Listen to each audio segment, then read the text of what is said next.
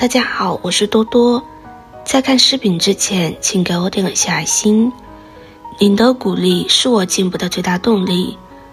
我们都说中午不睡，下午崩溃，尤其是现在容易春困的时候，中午午睡可以为下午的学习和工作恢复元气。可是有人竟然说白天不要睡觉，还是中国科学院院士陆林说的，你觉得有道理吗？一、院士为什么说不要午睡？2022年中国职场青年睡眠质量报告中显示，超过70%的年轻人每天平均睡眠不足7个小时。中国科学院院士、北京大学第六医学院院长陆林院士认为，如果我们的大脑在白天越清醒，那么晚上就能够睡得越好。所以对于长期晚上睡不好的人来说，白天不要补觉，也不要睡午觉。因为长期睡眠不好的人，如果白天睡午觉的话，晚上反而会陷入失眠的恶性循环。到了晚上，人体的生物钟就会变得混乱，或感应睡眠的时间会来得更晚。因此陆林院士建议，晚上睡不好的人不要睡午觉。换个重点，也就是说，夜间睡眠比白天睡眠更加的重要。陆林院士建议，最好在晚上11点半以前睡觉，早晨7点左右起床。成年人每天要睡够7到8个小时，小学生每天要睡够10个小时，初中生9个小时，高中生8个小时。二、喜欢午睡的人和不喜欢午睡的人有啥区别？要不要睡午觉因人而异。中国工程院士钟南山就曾经坦言，午睡是自己恢复精力、放松身心的法宝。适量的午睡也是有好处的。一、消除困乏，增强大脑记忆力。美国哈佛大学心理学家研究发现，白天小睡一会儿，和晚上的睡眠一样，能够促进睡眠依赖的记忆。坚持午睡有助于增强记忆力。通过午睡能够将碎片化的记忆转变成网络结构的记忆。在睡眠的过程中，你能够将信息从短期记忆变为长期记忆。二、调节情绪，缓解生活压力。2010年发表在精神病学与临床神经科学的一项研究发现，在午睡后的清醒时段，人体的放松和快乐的成分量值会明显升高。其实很多人在午睡后都会有放松的感觉，能够有效地改善心情，缓解紧张的情绪，心情也会舒畅很多。三、帮助预防老年痴呆。在2021年，上海交通大学的孙林教授以及安徽五福市第4人民医院的韩才教授等人，通过研究发现，午睡是可以有效地预防老年痴呆，而且规律的午睡还能够让思维更加的敏捷。该研究目前发表在《综合精神医学杂志》上。四、帮助预防心脑血管疾病。发表在《心脏杂志》上的一项研究发现，偶尔午睡，比如每周午睡1到2次的人，和完全不午睡的人相比，几乎能减少一半的心力衰竭，中风发生的风险大约能降低48%。三、划重点，午睡时间过长则过于不及。广州医学大学的研究团队通过研究众多参与者的午睡情况来进行分析，还评估午睡和心血管疾病风险而全因死亡风险之间的关系。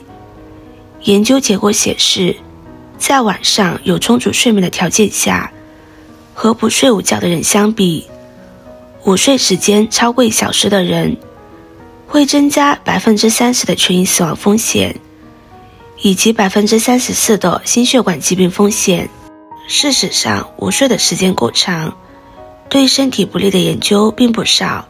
日本东京大学一项涉及30万人的研究也发现，午睡过久超过40分钟，更容易出现高血压、高血脂等的代谢综合症，这些都会增加心脏病的风险。